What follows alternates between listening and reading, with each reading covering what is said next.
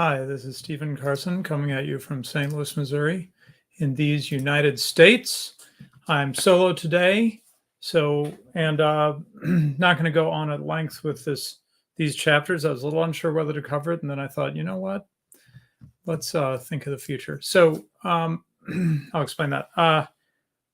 The show is supported by folks contributing on Subscribestar. Most people contribute $5 a month, and it really helps. Thank you very much.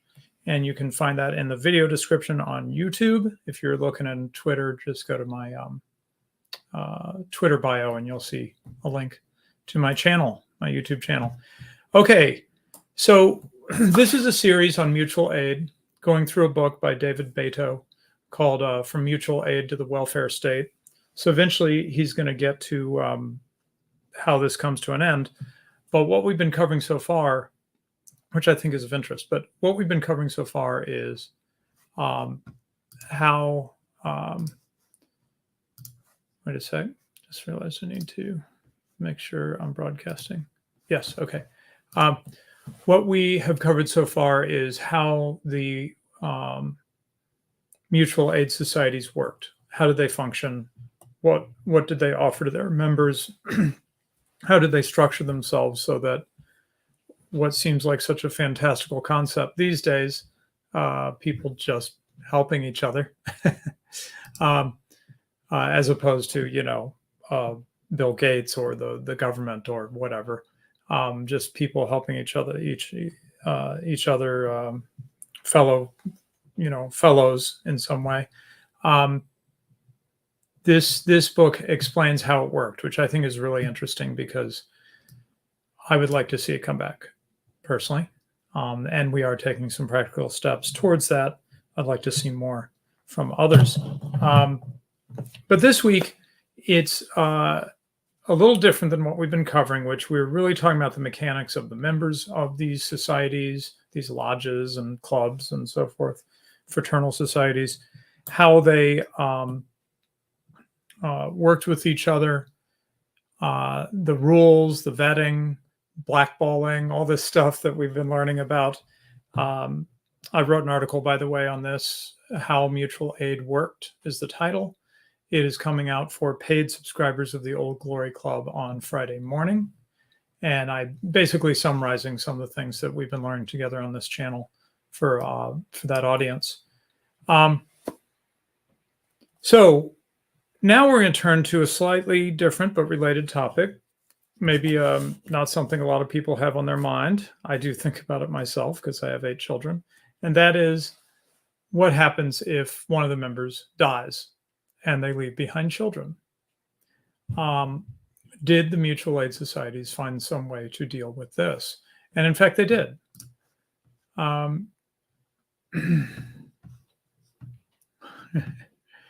Intro reminds you of Cheers. Okay. So let's look at this. Yeah, it's 2 chapters. I'm not going to go into great depth on these. In fact, I probably didn't highlight enough. We'll see how it goes. But 2 chapters that go over 2 case studies of orphanages run by fraternal societies. And I just wanted to pick out certain aspects of this that I thought were interesting. Number one, just that they existed. You had these societies that were primarily, as we've been describing, for supporting the people who were the living members of the society. To be fair, there were funeral benefits. It was often part of this, basically funeral insurance, you could say. But primarily it was about helping you with your more immediate needs. If you were sick, out of work, through an injury, things like that. So how is it that they were able to support orphanages for children who did not have a living member of the organization anymore? Well, let's get into it. So the first one they talk about is Mooseheart. This still exists, by the way. I don't know if it's as big as it once was. And he calls the chapter the Child City. And in fact, I was looking up their website. If I remember correctly, they still use that term. Yeah, mooseheart.org. Yeah, Child City and School Incorporated, it says. I'll share that. Where's the chat? Here we go.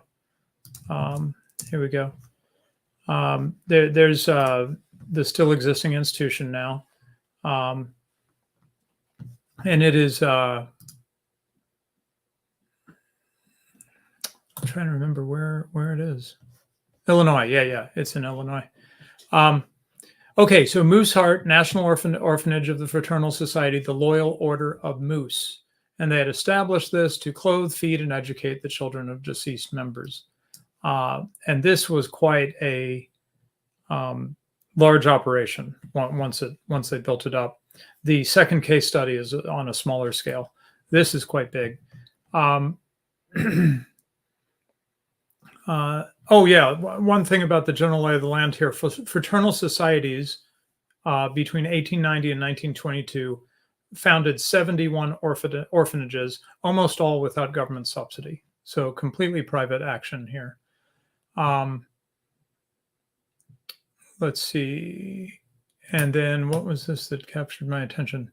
Some of these might have just been something that was interesting to me. But anyway, oh yeah. So one of the things that guided their philosophy is that as Edward J. Henning, a board member of Mooseheart, this orphanage, had said, the public schools had made a great mistake of training the boys and girls for the university instead of training them for life.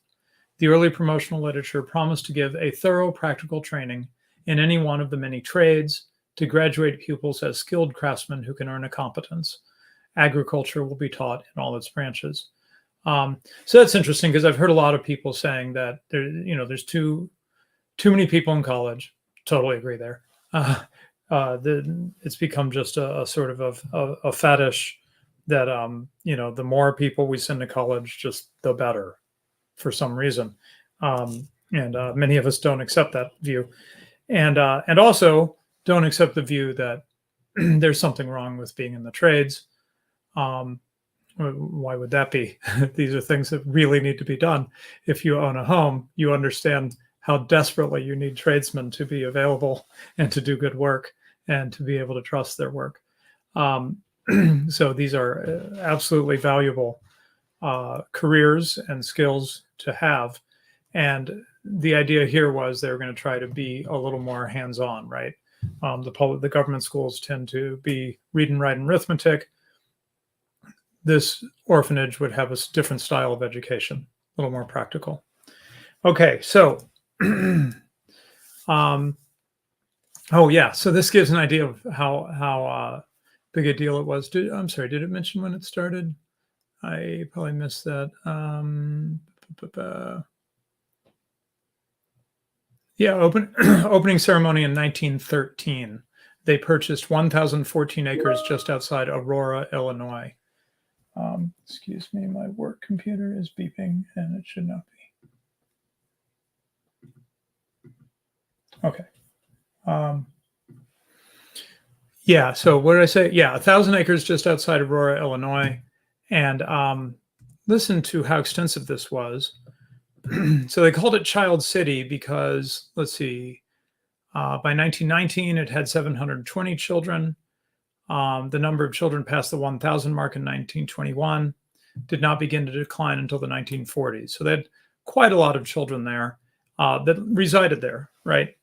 And the physical infrastructure gave you a hint of what a big operation this was. They had a power plant, a separate water supply, a small stream and lake, a 28-bed hospital, a baby nursery, a large assembly hall, several buildings of classrooms, a department store, a post office, a bank, a radio station, miles of storm and sanitary sewers. The farm consisted of 800 acres, had 85 cows, 185 hogs, 1,000 chickens, and an apple orchard. So gives you an idea of the scale, and also that they didn't just shove some kids into a dorm and say, hey, we help the orphans. They really tried to do something really good for these children. Really provide them with an environment and training and so forth. Okay, so what else jumped out at me? Oh yeah, so how did children get into this? So the local lodge, there were these moose lodges, right? The local lodge helped fill out the paperwork. Each application had to confirm that the child's father had been a member for 5 years before his death. I guess they didn't want you to like join when you're about to die and then your child gets all the benefits or whatever. So 5 years before his death, a certificate of the child's good health from a doctor, a statement by a school teacher, and details about the family's economic condition. And they would deny admission. They would deny admission to children with criminal records, even if they were guilty of minor crimes, for fear that they would be carriers of antisocial behavior. So as we emphasized recently in this series, exclusion. If you missed that episode, go back. It's a great one. The last one in the series before this, previous one. Exclusion is key to how all this stuff functions. It's not they don't want a tragedy of the commons. They're picky about who is in their lodge. They're picky about children that they allow to their orphanage. They're trying to set up an environment here that's constructive, right?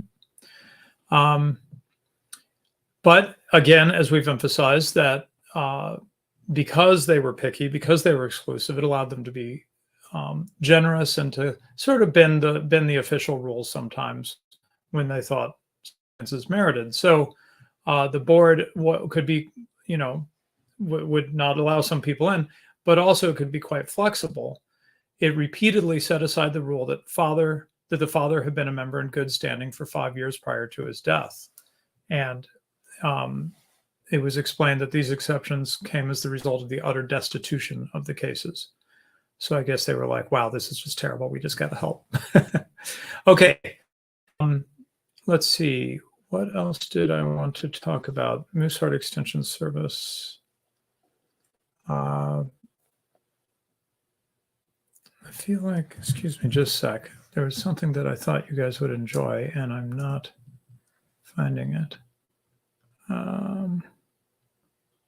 Jones City, okay, page 66. You know, page you're on. Oh, I missed it. Okay, let me come back to this. There was another criterion that they had. Should be it, right? On 66. Where is it?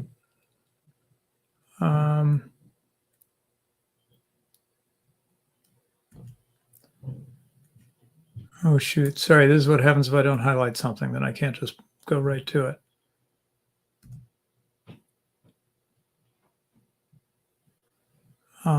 Okay, anyway, sorry. I was quite sure that there was IQ testing. I thought you guys would find that interesting. Anyway, we might run across it later. Oh, there we go. Yeah, so other admission requirements had little to do with moral worth. They're talking about like the criminal requirement and so forth. The rules barred children who needed constant medical attention, carried communicable diseases, or were mentally subnormal. The underlying premise for the last stipulation was that the child shall have the mental ability to tell right from wrong and to guide his own character.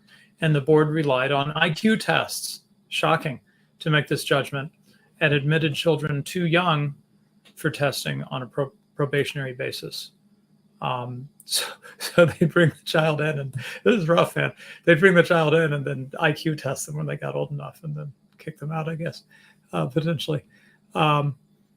So I thought some of you guys would find that quite striking. And there was criticism of this.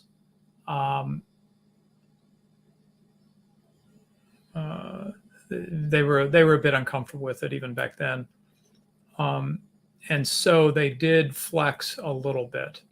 And that is that they lowered the minimum IQ for admission from 85 to 70. That was one of their reforms. And then they made this thing called the Mooseheart Extension Service, which it didn't really have much to do with Mooseheart. It's just a separate thing. And that is that there would be financial support. Those children who were otherwise ineligible for Mooseheart The local funds, the local lodges would receive funds, and they would work with the child's church and school and seek additional support from charities and government. So they continued to hold standards about who they would let into Mooseheart, into their main orphanage. But then the kids that, for whatever reason, they didn't want to bring into the orphanage, they try to help them where they were in that way. So I thought that was quite interesting. Okay, so how do they pay for all this? So, originally they just did like a fundraiser. Hey, we want to get this orphanage going. And they got everybody motivated and did that. But eventually they decided they just needed to, they kept expanding what they were doing with the orphanage, with the extension service and so forth. And so they took money out of the membership dues. So I guess you pay membership dues every month. Actually, it doesn't say if it's every month. And $2 would go to Mooseheart.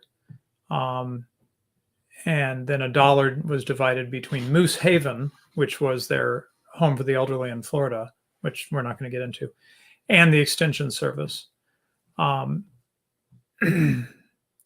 Right. So it doesn't say what the total dues were, but it looks like $14 maybe, of which $2 went to Mooseheart and half of $1 went to the extension service. Anyway, so that gives you an idea. And so they started to have an endowment, and they would raise money as well. In addition to that, they'd ask for charitable donations towards it from the lodge, from the folks at the lodge, the local lodges. Okay. Yeah, so it's interesting. Throughout its history, Mooseheart represented a self-conscious rejection of the orphanage stereotype as popularized in the writings of Charles Dickens. We're like, we do not want to be that, right?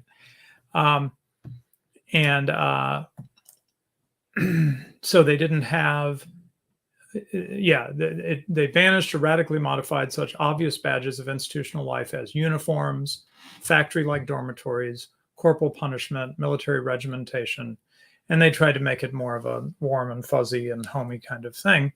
But it had good results, and that actually inspired the thumbnail.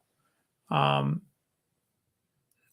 inspired the thumbnail and the title of the show, An Extended Family, because as you'll see, they really had good results from their approach. The people who went there attested to the good results. So they wanted Mooseheart to be more like a loving family, a home, than an orphanage. An official declared that real homes, the genuine affection, and the spirit of a home can be found all over our child's city. So, and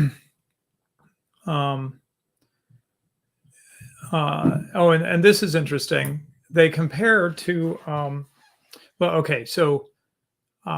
Adams, one of the people who ran this, he said that obviously a loving father and mother were better than any institution or school, no matter how good. But he cautioned that a good school home is better for children than some unfortunate homes.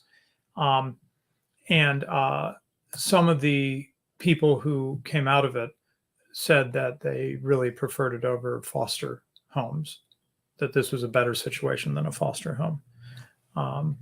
I have friends who foster, so I have to be careful what I say. But of course, it is known that foster homes can be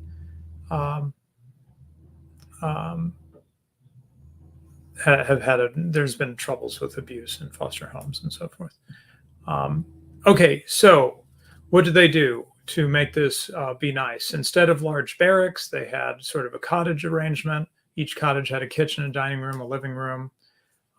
No central dining halls, no separate dormitories, no institutional living. They'd have a lot of kids in these places sometimes. They would arrange big brother, big sister relationships. So the older child would help the younger child. And then, let's see. Yeah, they really liked that. And then they had people who were in the homes. and I'm sorry, I'm not finding this. House parents. Yeah, the house parents for the younger children were women. For the teenage boys, they typically had married couples living in that home with the orphans. Um, and so 3 adults at minimum would live in each hall: a house mother, an assistant house mother, and a cook. And we'll see that there's a little bit of a different experience in the next case study. But in this case study, uh, pretty much uniformly, the residents, former residents, spoke very highly of the house mothers, and that they got attention from them, and that they did a good job and everything. So anyway, I'm going to skip a bit, talking about how they celebrate Christmas and birthdays and all that stuff.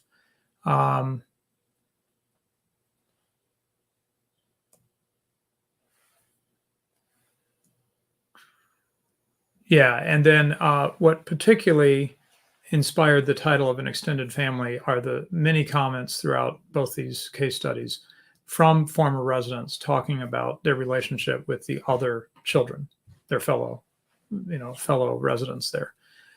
So ultimately, the children established among themselves the most durable and emotionally satisfying relationships. They, rather than the adults, came closest to achieving the ideal of real home love, and the family analogy shows up repeatedly in the comments of former residents. Everybody was your sister, remembers one of them. You learned to function as a family, says another. A student between 1937 and 1954. Everybody depended on everybody else.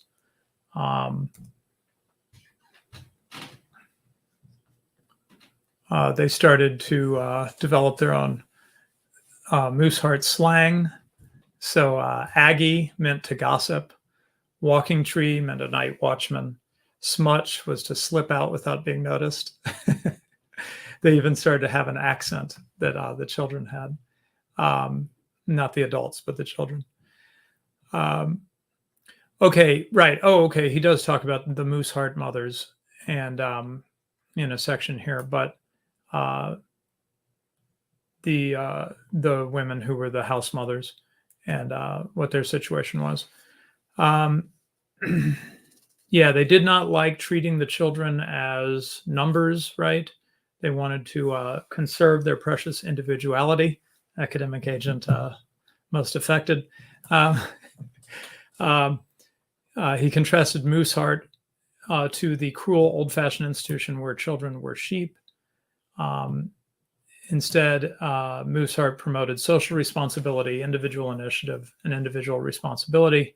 And the children had freedom to express themselves in speech, in dress, in occupation. So they'd let them try out different, for occupation, for example, they'd get a chance to try out different things and pick a direction that they found interesting in terms of building up skills while they were there, for example. They had a lot of extracurricular activities: student newspaper, 2 debate teams, 3 theatrical organizations, a small radio station, 2 bands and an orchestra. They had team sports: football, swimming, basketball, volleyball.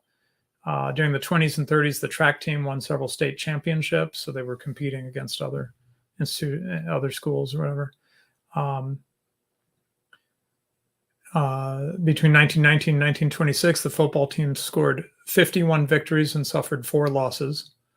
A record that favorably impressed Newt Rockne. I don't know if you've heard of him, but who happened to be a member of the Loyal Order of the Moose. So let's see, I'm going to skip a bit of this. Yeah, they tried to strike a balance between freedom and control, and the residents thought they did a pretty good job, actually, providing structure, but also letting the children be self-directed a bit. He talks about religious education. I'll skip that. This was not a religious organization, really, so they kind of they found a way to sort of get through the complexities of religious instruction for the children.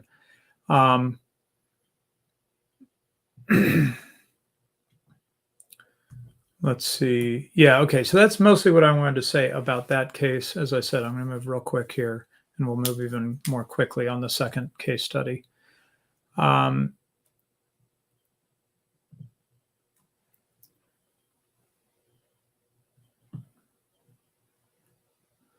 Um, and he says Mooseheart flourished during a period when orphanages began to fall into disfavor. Child care experiments increasingly gravitated towards solutions such as mother's aid and foster homes. Many experts regarded orphanages as cruel, regimented, and harmful to the future success of the children. And he says some scholars contend that orphanages create children who tend to be behind other children in skills, achievement, and social adaptation. He says, but this does not seem to apply to Mooseheart graduates. Because overall their life outcomes were quite good. Graduates entered the marketplace with vocational and academic skills and access to a network of alumni.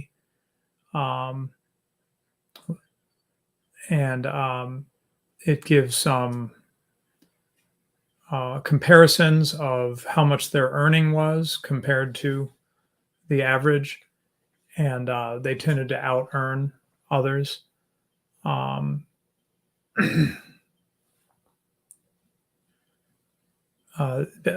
He says, ironically, an institution founded to demonstrate the superiority of manual education turned out a bumper crop of college students.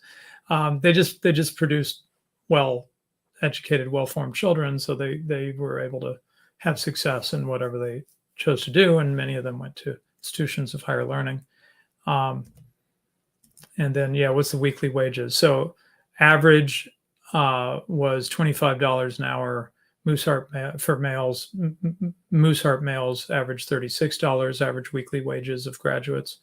Average for females at the time was 1930.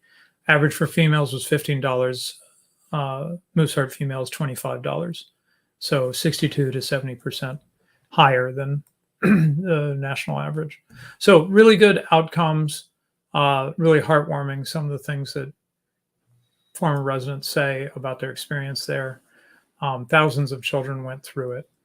And it was an expensive operation, but they got really good results. Okay, so case study number 2. Let's see.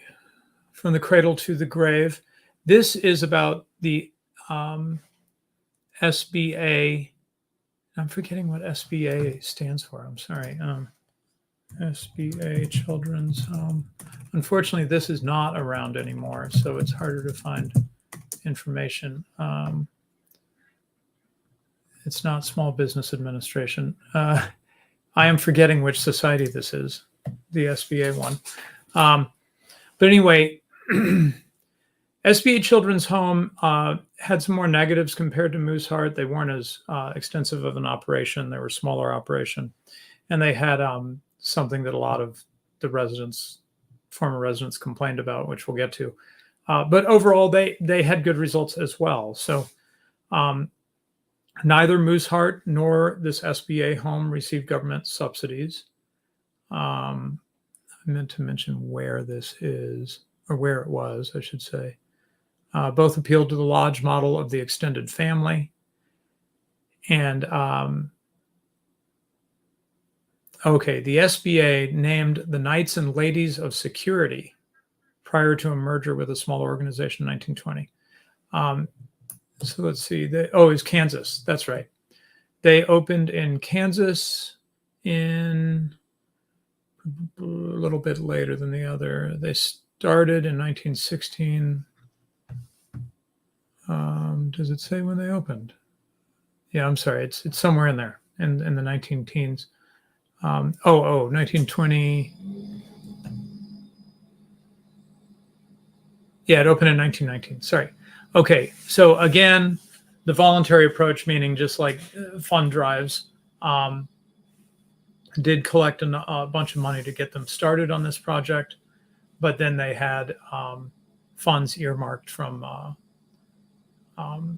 monthly dues.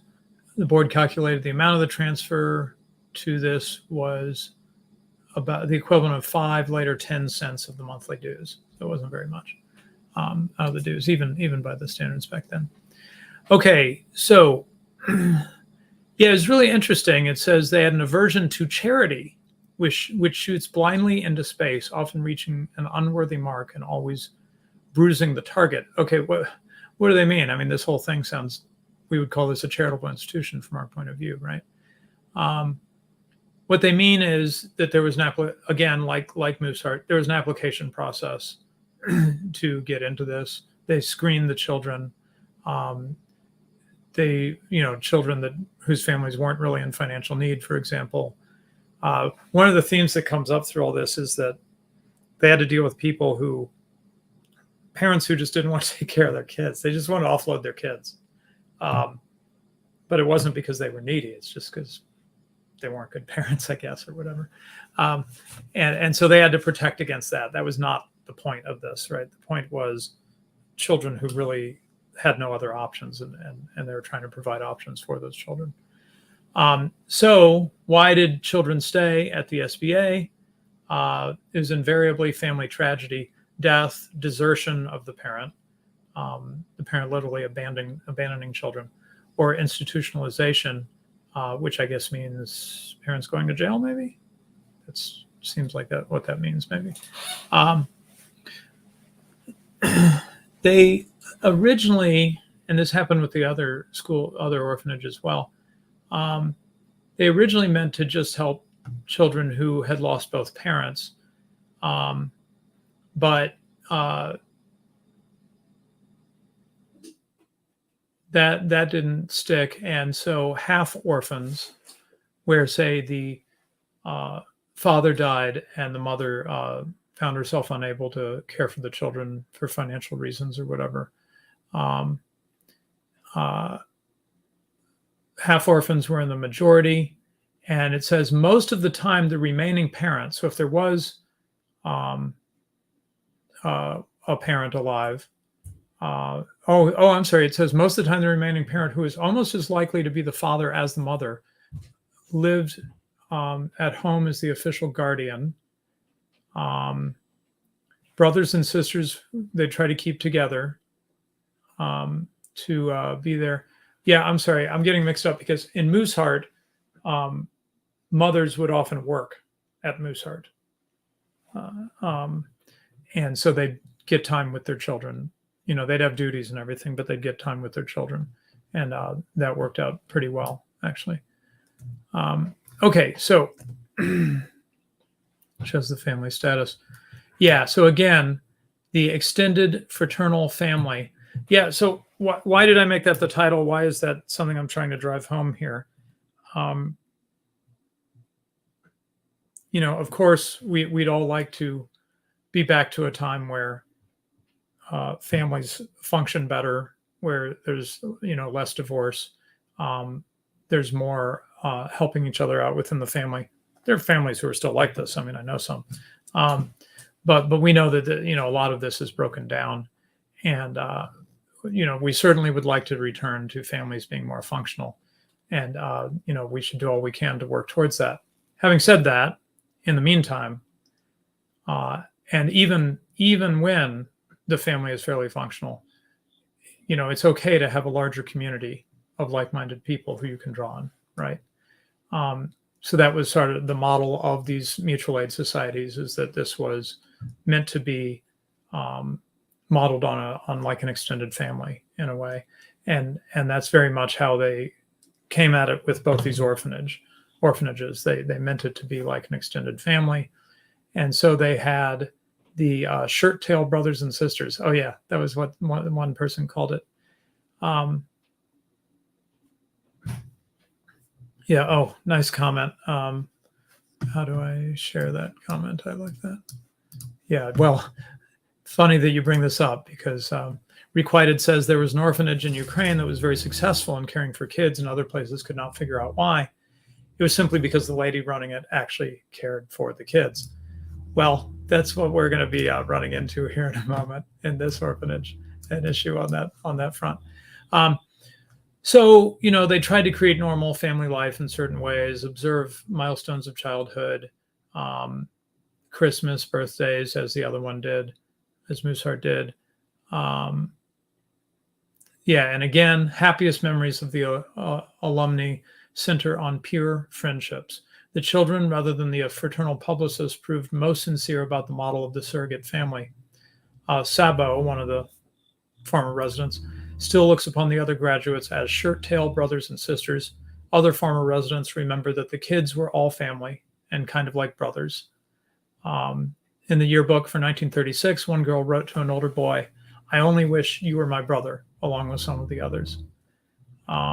So again, they would pair an older and a younger child as roommates, and the older one was responsible to make sure that the younger one made their bread and brushed their teeth and folded their clothes and so on and so forth, to spread the load, right, and also to allow relationships to form, bonds to form. And they use that big brother, big sister approach to the entire time of the institution. Now, one problem this one had is that the matrons, the house mothers or whatever, were pretty bad at this place. That was the big complaint. They liked the teachers, the education, the school part of this one was really good. But the house mothers, the matrons, got a lot of complaints from former residents, up to and including them just being abusive, so they were very strict and just not nice.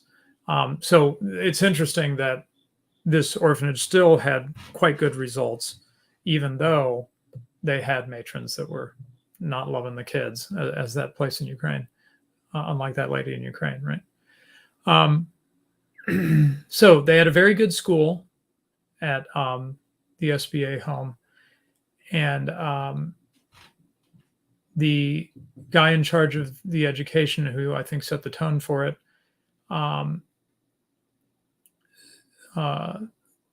was really dedicated, really came in with some great ideas.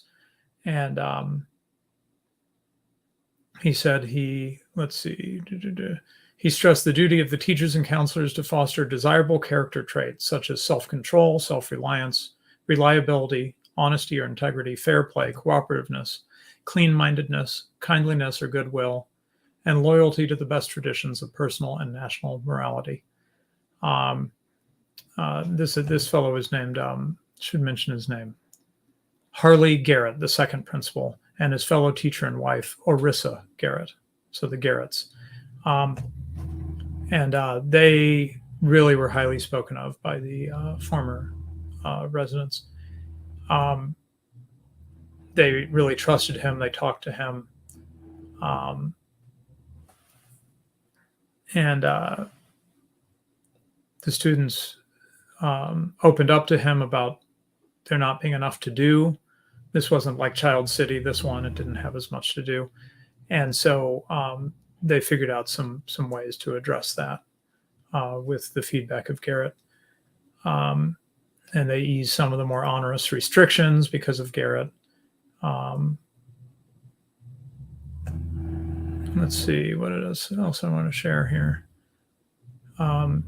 So the Garretts left the SBA home in 1936, sensing that its days were numbered. Applications had fallen off dramatically.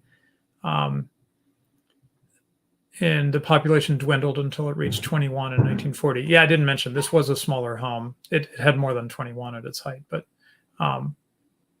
that was when it was about to be closed. So in 1942, the Board of Trustees closed the home for good. And the decision was the result of a lack of demand or need for that form of benevolence attributable to public funds now available for the support of dependent children. So haven't been emphasizing this yet. I mean, obviously from the title of the book, you know where this story's going, from mutual aid to the welfare state.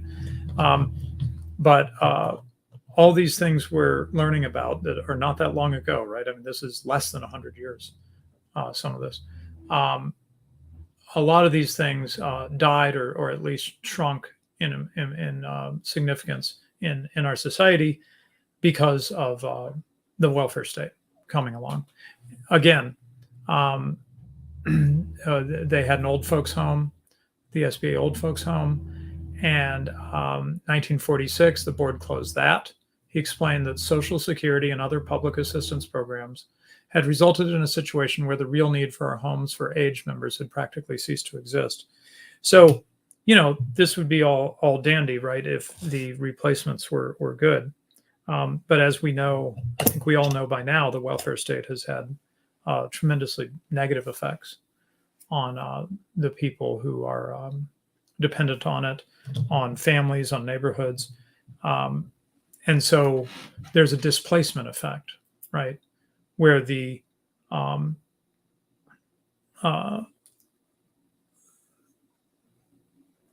it isn't supplemental, is what we find in real life. It isn't that there's all these private charities and private associations, mutual aid associations, private orphanages. They just stay there and the government stuff gets added onto it. No, the government displaces these other things. These things kind of die. They're not totally gone. As I mentioned, Mooseheart still exists. There's still fraternal organizations, but there's a lot less people involved in them. They play much less of a role in the life of Americans.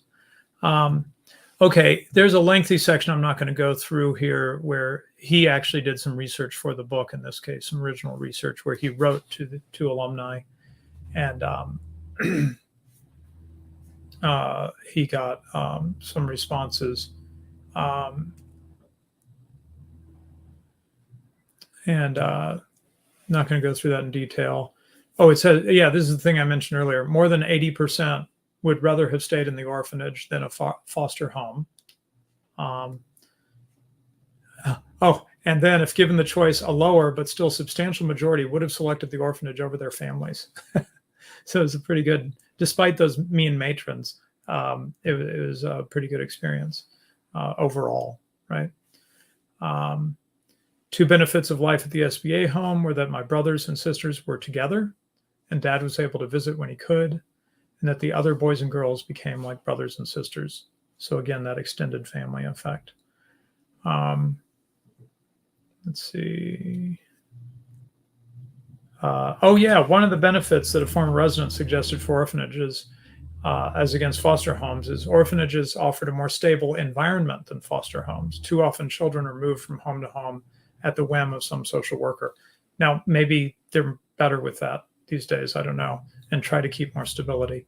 But that's quite interesting that these old orphanages, at least you had stability. You learn the ropes and you can just get used to the environment and not be jerked around and form relationships, right? And it's harder to form relationships when you're being shuttled from home to home, form bonds. And then again, alumni have outpaced their counterparts of the same racial and age group in the general population by wide margins. So they earned more and did well and so forth.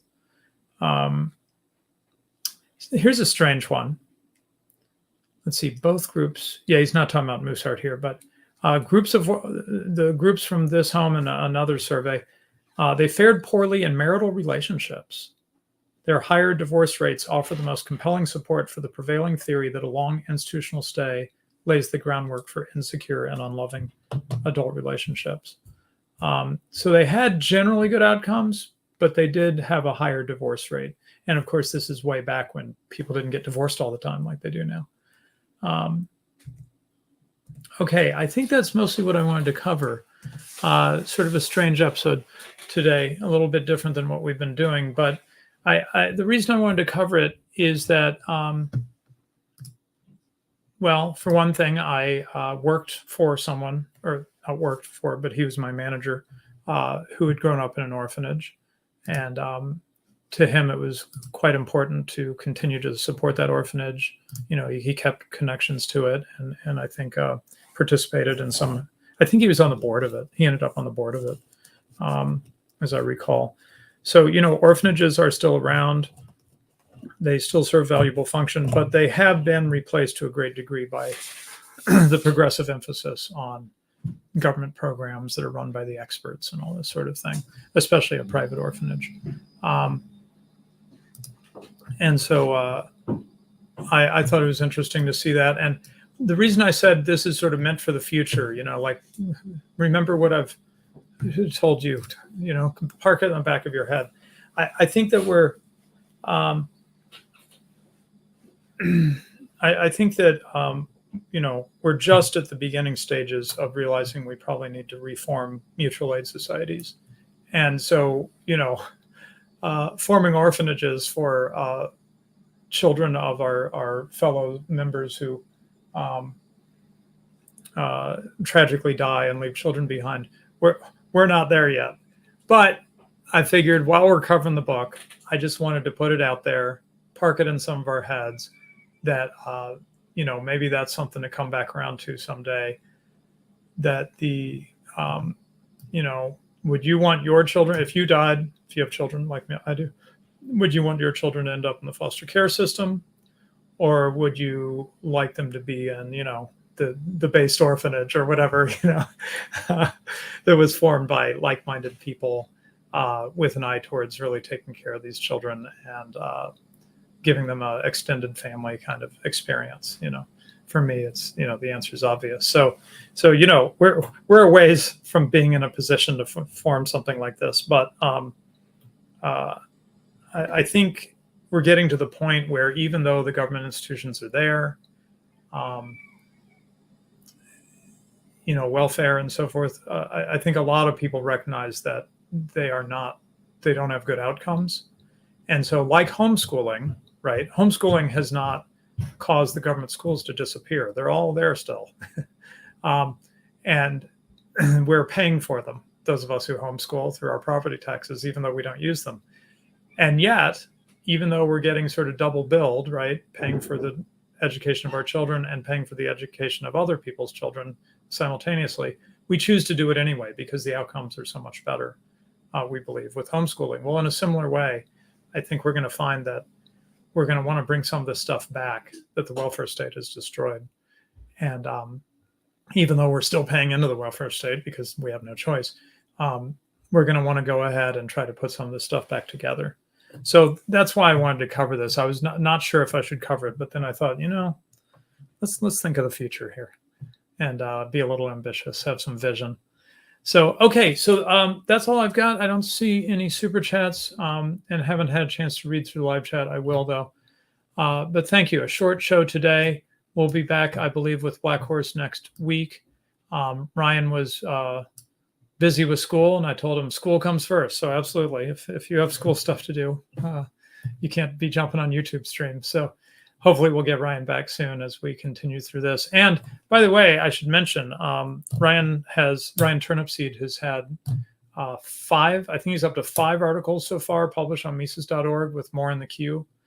So if you enjoy reading some of his writing, then I recommend you do that. And I don't know when we're going to fit it in, but we're going to try to discuss some of his articles on the show. I don't know if that would be on the Econ Minis or we just use the off week here to do it. Maybe after we finish this book, we'll pick some of his articles, really go through them. He's doing some great work there. So, okay, thanks everybody. See you next time.